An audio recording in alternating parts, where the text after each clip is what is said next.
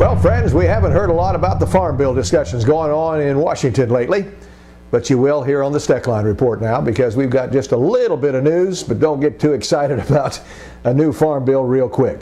Stand by, I'll tell you about it in a minute.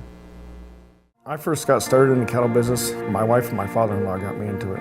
I love dealing with the animals and being in the outdoors. At American Ag Credit, I know a lot of them are in the same business that I am. Therefore they understand what I need and what problems I'm against, so they can work with you on it, and it makes it much easier. It's been passed down to me through the generations, and I want to pass it on down to the next generation or two.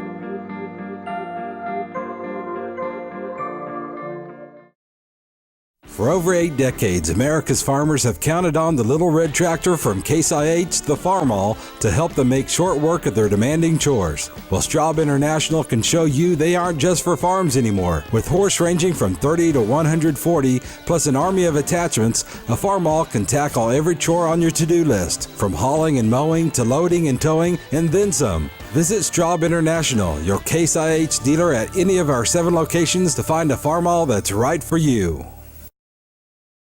Well, friends, I appreciate you joining us here on the Steckline Report as we kind of check out the latest in news that makes a difference in your operation, whether it be in a bank or an agricultural farm, ranch, or whatever it might be. One of the things that we're keeping our eye on, of course, is what they're talking about with the Farm Bill. And folks, I don't have a lot to talk about. Oh yes, the House and the Senate Ag Committee gurus have been talking, and they're throwing around some different ideas, very few different ideas, but ideas. And Stabenow over in the Senate wants something done by the end of this month. She's been wanting something done for a good long time, and nothing even comes close to it, so that doesn't mean anything. The only thing that I can see that's changed in the discussions that are going on so far, the Senate did not include a target price program in the farm bill that they came up with back a few months ago. They opted for a revenue assurance program, if you remember that. That was the Senate side. The House had a target price program. Well, we understand now that it's going to be more costly, according to the Congressional Budget Office, than originally thought. So the Senate is changing their mind. They're probably going to go for a target price program. Probably won't make much difference. I doubt that it'll ever be used. I hope it won't. If our market falls out of bed to the point where they'll put a target price, I would think most of us would be broke. But there is one thing that everybody seems a pretty good consensus on in the House and the Senate Ag Committees, and that is to protect crop insurance. And by the way, Pat Roberts introduced a bill to strengthen crop insurance. It looks like the Senate Ag Committee woman, Stabenow, is in favor of it. I see her talking, yes, that way too.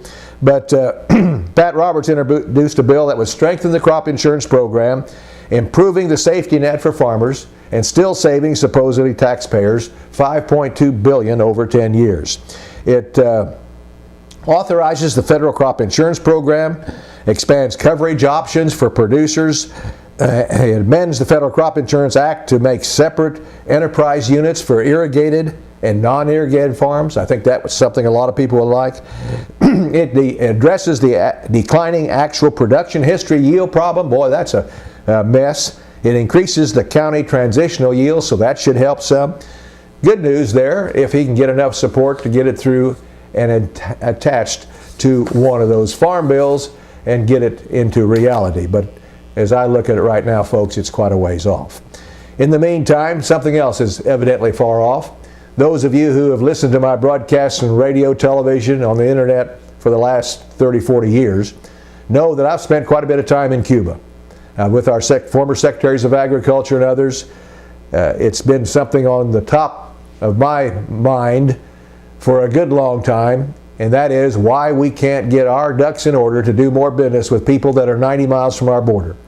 We were there when the buyers of wheat and the buyers of livestock and grain were begging us to sell them something on the same basis that everybody else does.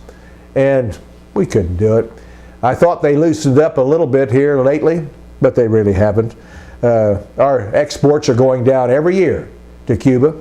Total dollars going down, so are the amount of business we do there. Almost no wheat business. They get it all from France. Ship it 3,000 miles. Can you believe that? It's cheaper to do that than do business with us. And one big reason is because the Cubans have to pay before the boat ever leaves the United States. They have to pay before it's ever loaded in the United States. That's right.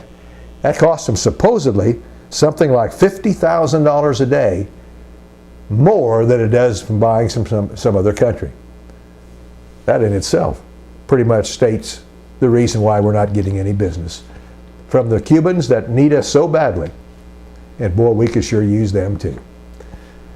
Thanks for being with us here on the Steckline Report. See you next time around.